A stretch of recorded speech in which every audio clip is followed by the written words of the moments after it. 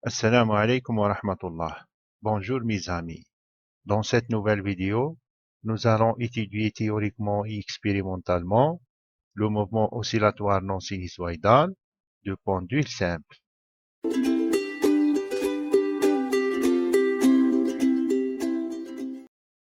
En effet, cette étude est une partie dans une série de vidéos à travers laquelle nous avons présenté une introduction aux travaux pratiques de physique 1. Nous avons aussi étudié le pendule élastique vertical, la chute libre des objets, et dans la prochaine vidéo, nous allons étudier le pendule de torsion. Commençons par citer les objectifs de cette étude. Le premier objectif est d'analyser et visualiser le mouvement non sinusoïdal du pendule simple. Le deuxième objectif est de déterminer la valeur de l'accélération de la pesanteur, G. Le troisième objectif est d'inspecter sur la variation de la période des oscillations en fonction de l'angle initial. Le dispositif expérimental que nous allons avoir besoin pour accomplir cette étude est le suivant. Premièrement, un chronomètre mécanique et un autre électronique. Deuxièmement, un mécanisme de relâchement de masse et de déclenchement de chronomètre électronique. Troisièmement, une bille métallique de masse M accrochée à l'extrémité d'un fil. Quatrièmement, une plaque de frappe par la masse M au mécanisme d'arrêt de chronomètre. Un fil inextensible de masse négligeable, une règle en bois de longueur 1 mètre, deux tiges de 1 mètre de longueur et deux chevilles de support. Pour le bon déroulement de ce travail expérimental, il y a quelques conseils et directives à donner. La première directive, il faut préparer à l'avance la partie théorique et la maîtriser avant d'entamer la partie expérimentale. La deuxième directive, il faut bien réviser et comprendre le type numéro 1, qui est une introduction aux travaux pratiques. Le lien de type numéro 1 est disponible dans la description en bas de cette vidéo.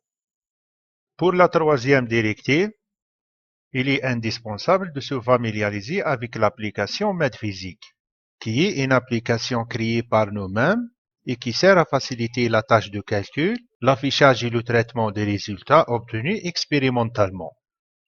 La quatrième directive, c'est de présenter les résultats numériques et graphiques et la conclusion au moyen de l'application MathPhysics. La cinquième directive, il faut assurer une bonne connexion entre la baie et le mécanisme de relâchement. En effet, les baies en acier sont plaquées et doivent rester parfaitement propres. Et la dernière directive, c'est d'accomplir la manipulation, l'affichage des résultats et la rédaction de la conclusion avant de quitter le laboratoire. Maintenant, on passe à l'étude théorique. Nous considérons un pendule simple constitué d'une masse ponctuelle accrochée à un fil inextensible de longueur L. Si on écarte le pendule d'un angle θ0 par rapport à la verticale et on relâche, le pendule se met à osciller, comme le montre cette animation.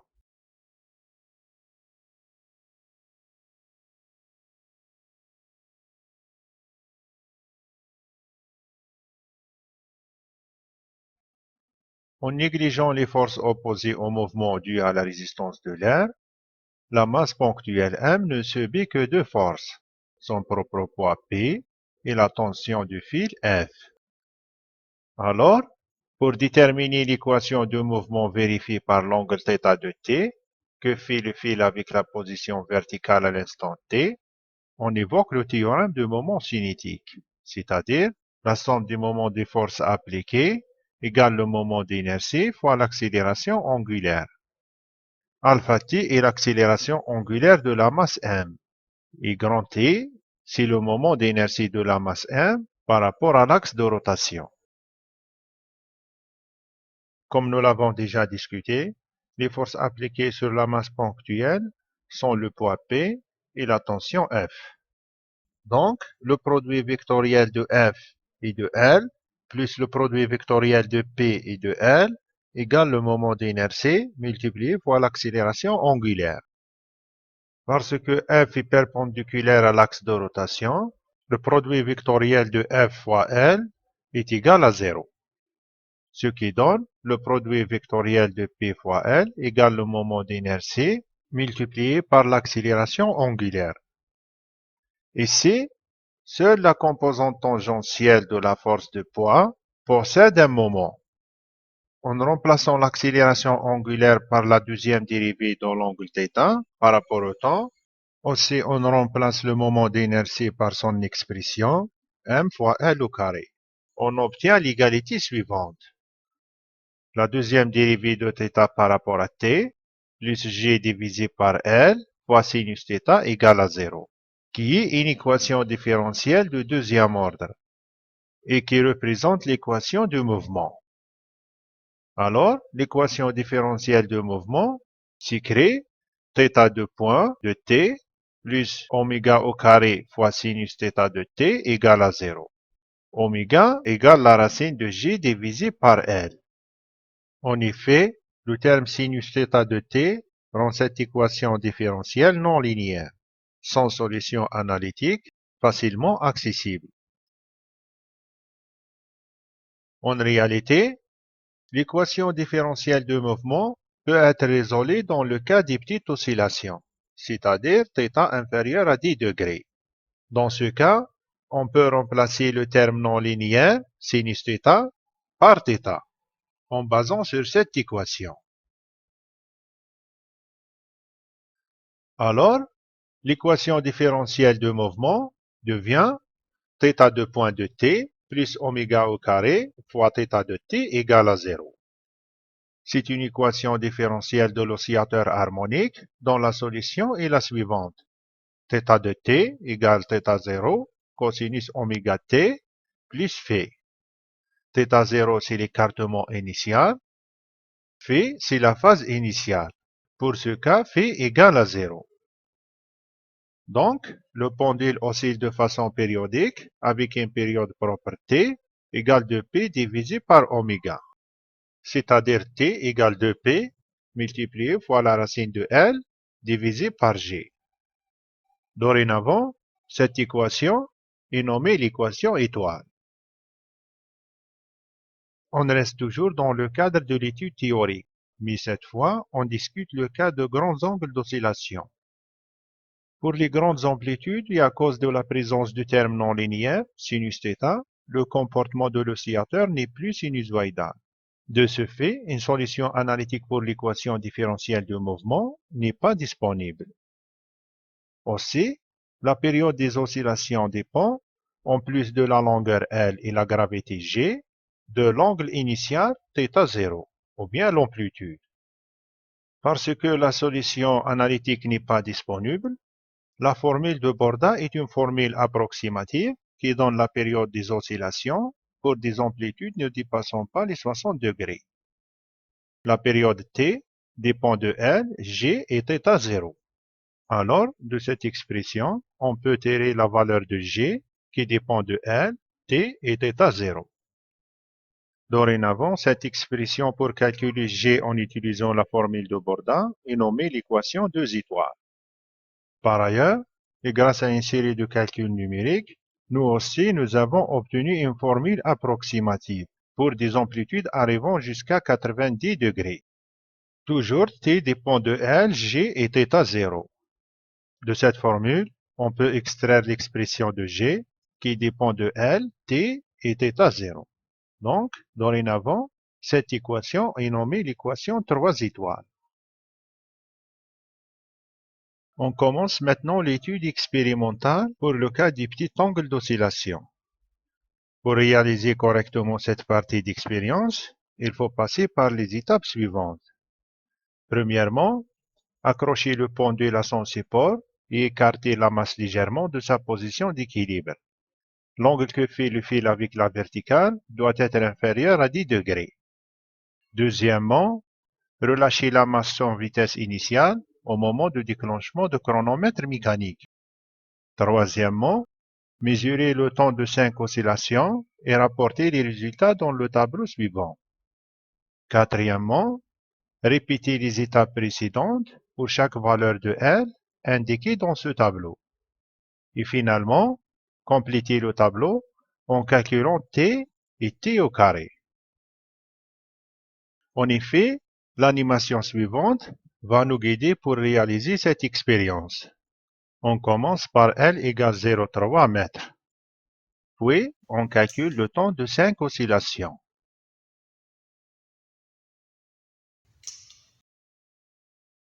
Le temps de 5 oscillations T égale 5,39 secondes. Maintenant, on fixe la longueur L à 0,4 mètres et on calcule le temps de 5 oscillations.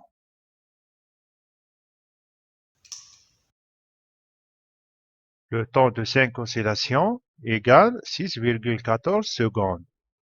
Et on passe à la longueur L égale 0,5 mètres. Et on calcule le temps de 5 oscillations.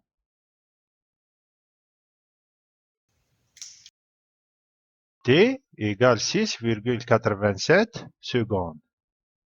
Pour L égale 0,6 mètres,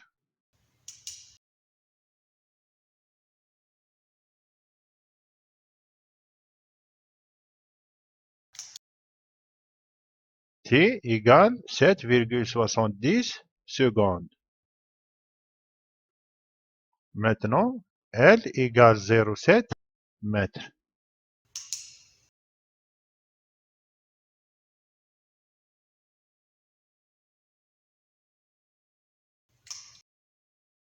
T égale 8,07 secondes.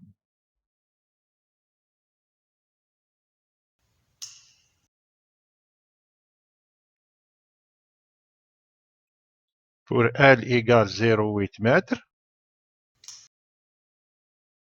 T égale 8,84 secondes.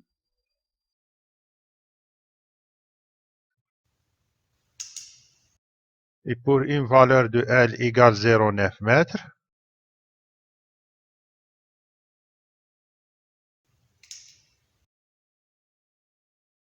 le temps de 5 oscillations égale 9,25 secondes. Et la dernière mesure, pour L égale 1 mètre.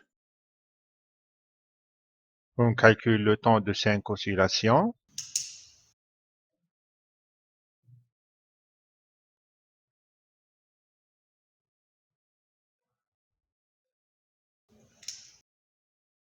Et on trouve T égale 9,79 secondes. Maintenant, on complète le tableau en calculant T et T au carré. Pour les incertitudes de mesure, on accepte une incertitude absolue sur la longueur, delta L, égale 1 cm. Et l'incertitude absolue sur le temps, on accepte delta T égale 0,1 seconde. Et l'incertitude absolue sur la période, delta T, égale l'incertitude absolue sur le temps de 5 oscillations divisé par 5, égale 0,02 secondes. Enfin, l'incertitude absolue sur le carré de la période égale 2 fois T delta T. Et pour se confirmer de cette expression, il faut réviser le type numéro 1, la partie répercussion des incertitudes. On reste toujours dans le cadre de l'étude expérimentale pour les petits angles d'oscillation. Et on explique le travail demandé après l'expérience et le remplissage du tableau. Le premier travail est l'utilisation de l'application MathPhysics pour représenter graphiquement le nuage des points TE au carré, LE, en précisant les rectangles d'incertitude.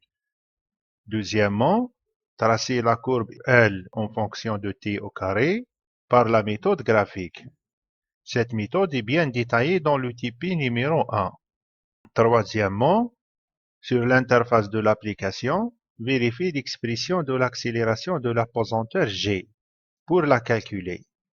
L'équation étoile montre que y varie linéairement en fonction de t au carré, par une droite passant par l'origine, et dont la pente égale g divisé par 4p au carré. Le quatrième travail, sur l'interface de l'application, vérifiez l'expression de l'incertitude absolue delta G pour la calculer. Pour la vérification de l'expression de delta G, il est indispensable de consulter l'UTP numéro 1. Le cinquième travail demandé, écrire le résultat sous la forme G égale une quantité plus ou moins une autre quantité. Avant de répondre à ces questions, on préfère accomplir l'expérience pour les grandes oscillations. Et après, on passe à l'application pour faire les calculs pour les petites et les grandes oscillations à la fois. Maintenant, on passe à la deuxième partie de l'étude expérimentale. Dans cette partie, nous voulons tester l'évolution de la période t en fonction de l'angle initial des oscillations, θ0. Nous testons la loi de Borda ainsi que notre corrélation. Les procédures expérimentales à suivre sont les suivantes. Premièrement, pour des raisons de précision, utilisez le chronomètre électronique pour mesurer le quart de la période et par la suite multiplier par 4. Deuxièmement, accrochez le pendule à son support et fixez la longueur de fil à L égale 0,6 m. Troisièmement, mettre la masse en contact avec la plaque de relâchement. Elle restera y attachée grâce à un champ magnétique. Quatrièmement, glisser la plaque de relâchement sur la tige pour faire fixer l'angle initial θ0. Cinquièmement, après avoir mis le chronomètre sous tension, appuyez sur le bouton de relâchement, puis rapporter la durée de mouvement enregistrée par le chronomètre dans le tableau suivant. Sixièmement, répétez les étapes précédentes 3 fois pour chaque valeur de θ0, indiquée dans ce tableau. Et enfin, complétez le tableau par le calcul de la période t.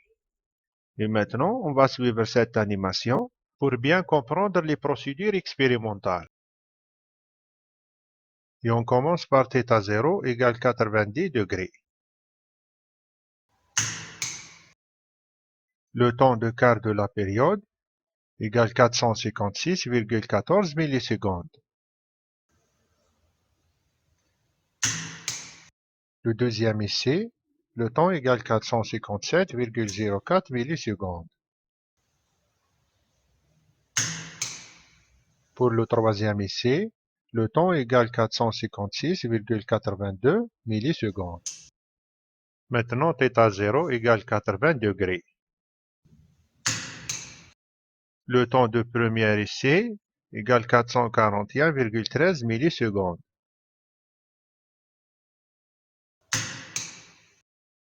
Pour le deuxième essai, le temps égale 441,06 millisecondes.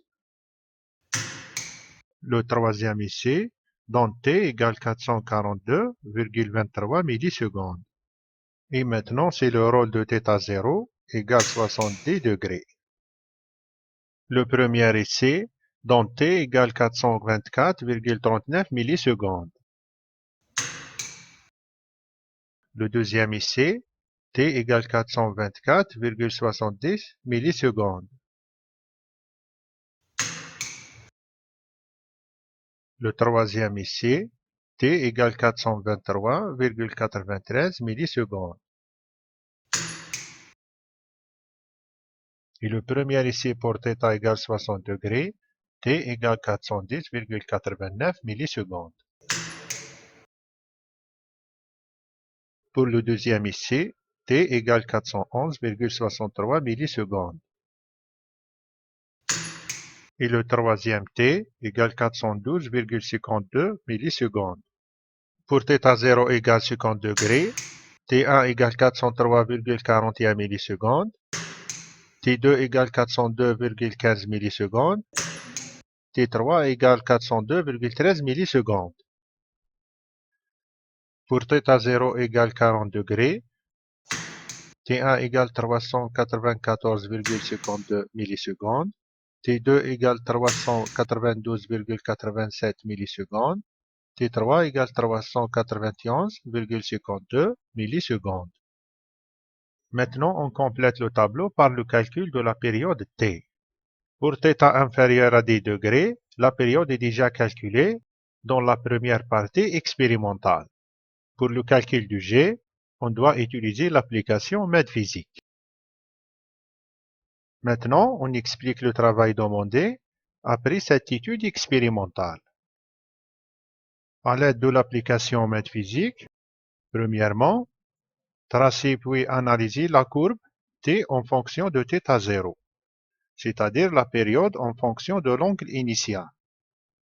Deuxièmement, calculer l'accélération de la pesanteur g par la formule de faible θ0 et tracer la courbe g en fonction de θ0 en utilisant l'équation étoile. Troisièmement, calculer g par la formule de Borda et tracer la courbe g en fonction de θ0 en utilisant l'équation 2 étoiles. Quatrièmement, calculer g par notre formule et tracer la courbe g en fonction de θ0 dans le même repère en utilisant l'équation 3 étoiles. Bien sûr, un bon travail pratique doit être clôturé par une bonne conclusion. Alors, les 5 questions suivantes qui sont à répondre ne sont que pour vous guider à écrire une bonne conclusion. Et maintenant, on passe à l'application MathPhysique, qui est la dernière étape dans cette présentation. Voilà l'icône de l'application MathPhysique. On va cliquer pour l'ouvrir.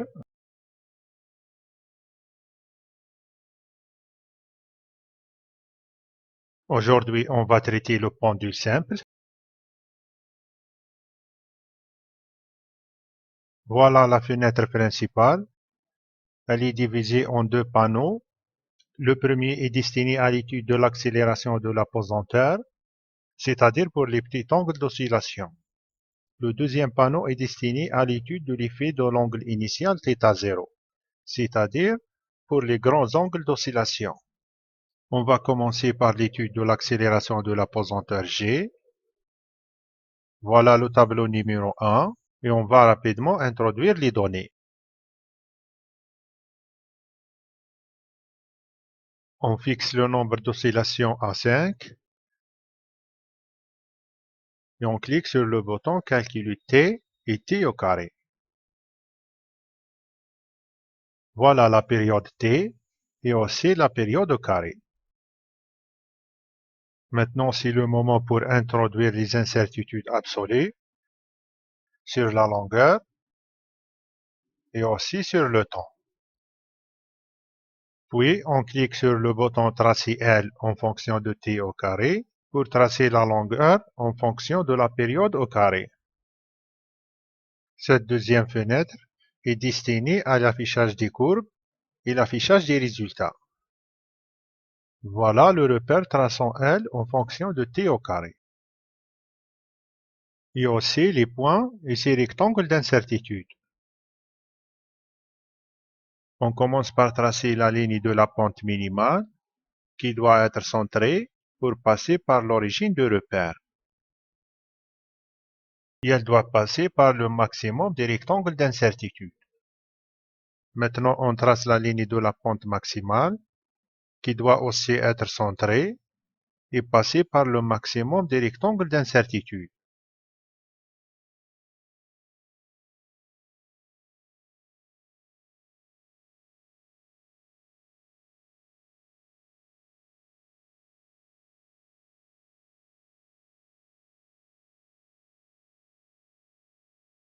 Maintenant, on trace la ligne intermédiaire qui passe par l'origine du repère et aussi elle doit passer au milieu des deux lignes, de la pente minimale et de la pente maximale. Maintenant, on calcule la force gravitationnelle G en utilisant cette expression qui doit être vérifiée en consultant le type numéro 1 et aussi en consultant l'équation étoile. Maintenant, on localise le point 1 et 2 de la ligne intermédiaire. Puis, on introduit les données.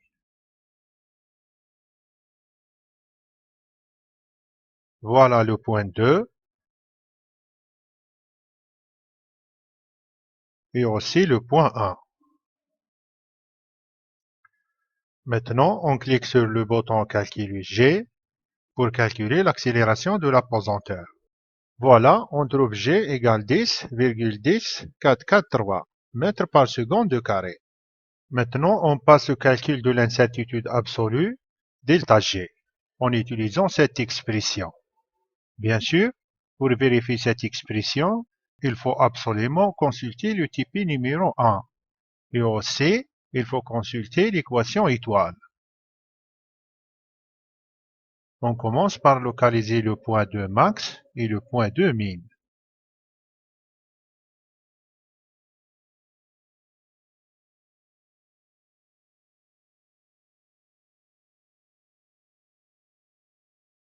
Voilà le point de max et le point de min. Maintenant, on n'a qu'à rapporter les données. Et on clique sur le bouton Calculer delta G pour calculer l'incertitude sur l'apesanteur. Voilà, on trouve l'incertitude absolue delta G égale 0,16720 mètres par seconde de carré. Maintenant, on va écrire G plus delta G avec deux chiffres significatifs. Finalement, G égale 10,10 plus ou moins 0,17 mètres par seconde de carré. Maintenant, on passe à la deuxième partie de cette étude pour analyser l'effet de gros angle initial θ0 sur la période des oscillations. Et aussi pour tester la formule de Borda et la formule que nous avons développée. Voilà le tableau numéro 2 et on va passer rapidement à l'introduction des données expérimentales.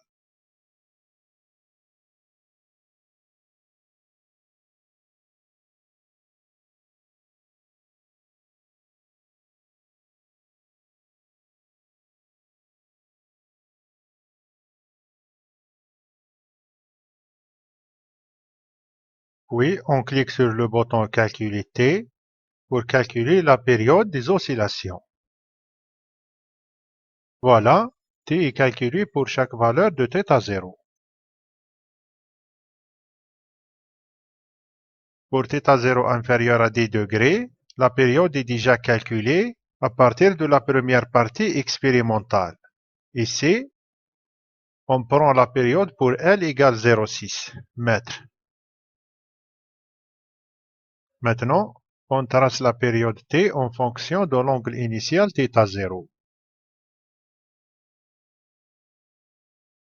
Et voilà la courbe qui trace l'évolution de la période en fonction de l'angle initial θ0.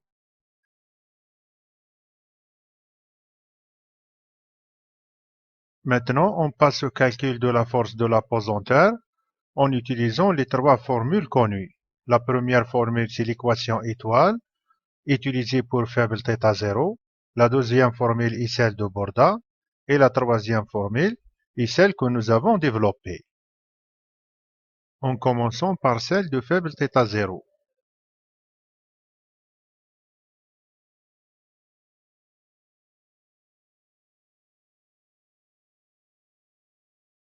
On clique sur le bouton Calculer G. Voilà, G est calculé en utilisant la formule de faible θ0. Maintenant, on trace G en fonction de θ0. Voilà, l'accélération de l'apesanteur G est tracée en fonction de l'angle initial θ0.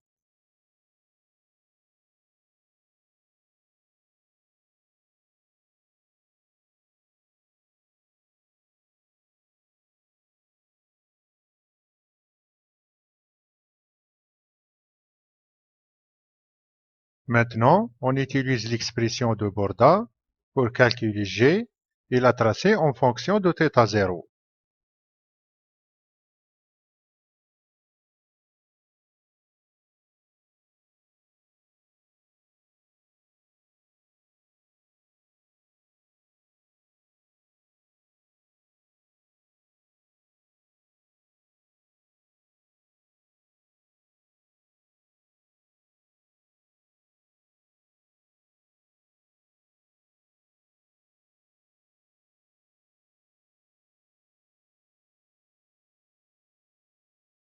Et maintenant, on va utiliser l'expression que nous avons développée pour calculer G et la tracer en fonction de θ0. Enfin, ça nous amène à une comparaison entre les trois expressions.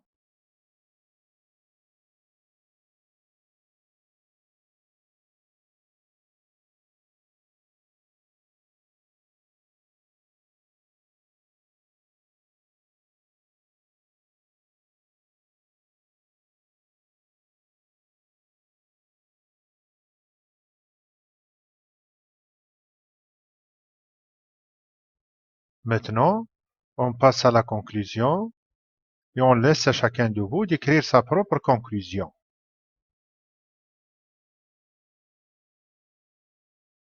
Et dans cet espace, vous allez écrire le nom de l'enseignant, la date de réalisation de travail pratique, le groupe et le sous-groupe, et les noms des étudiants.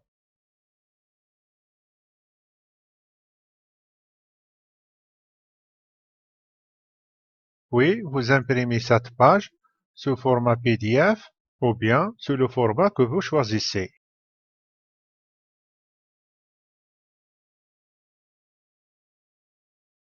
Et voilà, le rapport est imprimé en format PDF. C'est la fin de la vidéo. Merci. On se voit Inch'Allah dans la prochaine pour expliquer le pendule de torsion.